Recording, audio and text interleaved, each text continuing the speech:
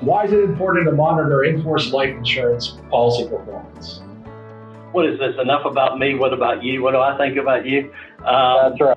I entered the life insurance business in 1990 when I went to work for CNA, and all the rage was non-guaranteed.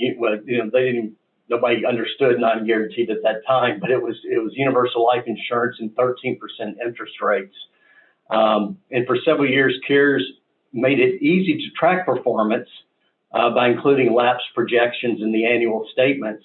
I have my own CNA universal life insurance policy, and for several years, I received with that annual statement, it gave me based on current cost of insurance and interest rates, your policy will lapse in X month, and based on guaranteed cost of insurance and interest rates, it'll lapse much more sooner than that.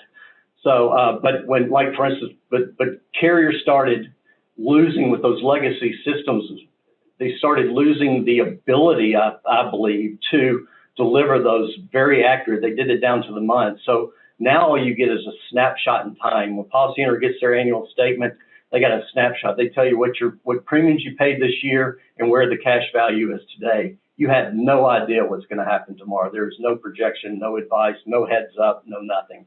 And as far as term data goes, from our experience, once agencies put a policy in force, they never looked at the policy again.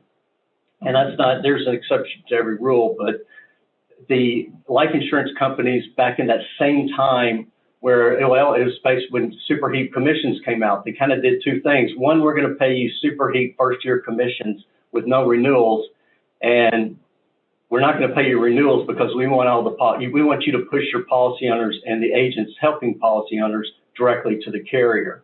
So the agencies just focused on new business, walked away from policy management, even with term. So they had no idea even if their policies are in force. And with all that said, the agency and the carriers have fiduciary responsibility to help the policy owner manage their policies. It's mutually beneficial when you can do so. When you are monitoring policies, you increase your book of business, i.e. more sales, and the policy owner keeps the protection they need.